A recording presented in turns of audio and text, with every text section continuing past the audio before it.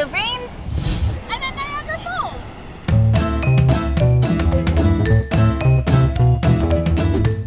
And I'm back. Research has shown that vacations can increase happiness, improve relationships, decrease burnout, increase creativity and productivity, and even make it more likely that we'll get a raise. But for those of us with ADHD, they can also be incredibly stressful and overwhelming, often negating the positive effects they're supposed to provide. This is especially true when half of us don't even stop working when we're on vacation.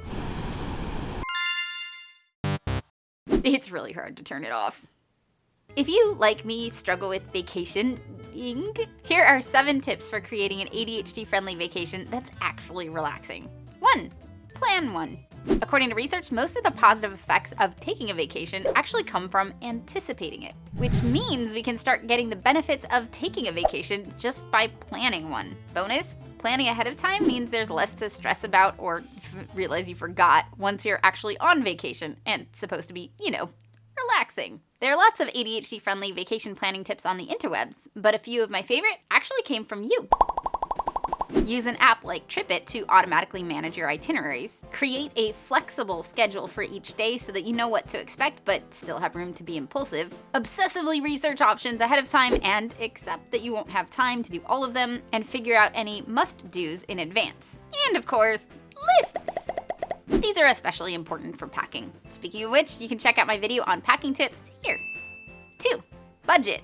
It's really hard to enjoy your vacation when you're stressed out about how much food costs. Seriously, this poutine was like $10.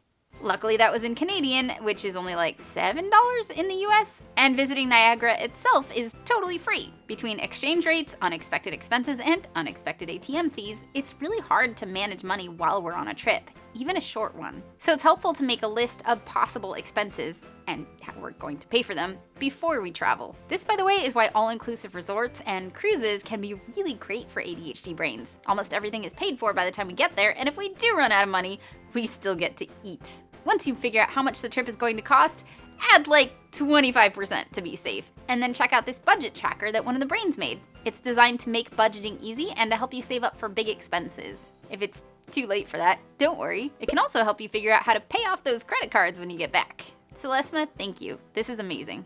3.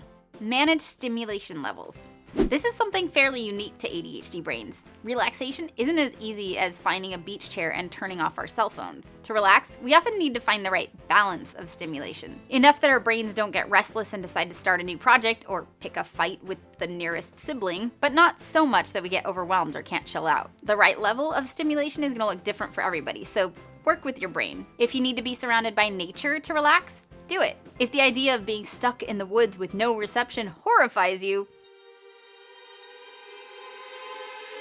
maybe bring a hotspot. If you've got high stimulation activities planned, make sure to also schedule some downtime. If you're in a group situation and you don't have a lot of control over what's happening, make sure you have a way to increase or decrease stimulation as needed. For example, if everyone's headed to the beach to relax, bring a frisbee. And also sunglasses and earplugs, or headphones. Or both. 4. Plan for stuff to go wrong. Things that have gone wrong on my vacations, not a complete list. I was stuck on top of the Sydney Harbor Bridge for 3 hours. I made it, but my luggage didn't, and I spent most of my trip looking for a new swimsuit. In Cancun. My flight got delayed due to maintenance issues, and I got stuck overnight in Detroit. I wore rain boots, and they were definitely not necessary. On top of unforeseen circumstances, ADHD brains tend to forget things and lose things, and our symptoms are worse when we're outside of our normal routines. So pretty much just expect something to go wrong. Consider it part of the adventure. If you're a recovering perfectionist like me, try including something goes wrong on your vacation checklist. But also, pack the important stuff like meds in your carry-on, bring extra chargers, and make sure you have cash or a credit card on hand for emergencies. Actual emergencies. 5. Leave to-dos behind. The whole point of taking a vacation is so we can step away from the stressors of everyday life and come back recharged, which is really hard to do if we don't actually step away from them. Of course, not doing the thing can be just as stressful as doing it if we can't get it off our minds. And coming back to a giant pile of tasks can send us hurtling right back toward burnout. So it can help to schedule absolutely nothing the day before your trip so that you have time to wrap up anything that absolutely has to get done. Then, if stuff pops up you hadn't thought about, you could put it in the parking lot. a page in your notebook or somewhere else where you can throw things you think of while you're on vacation and worry about them later.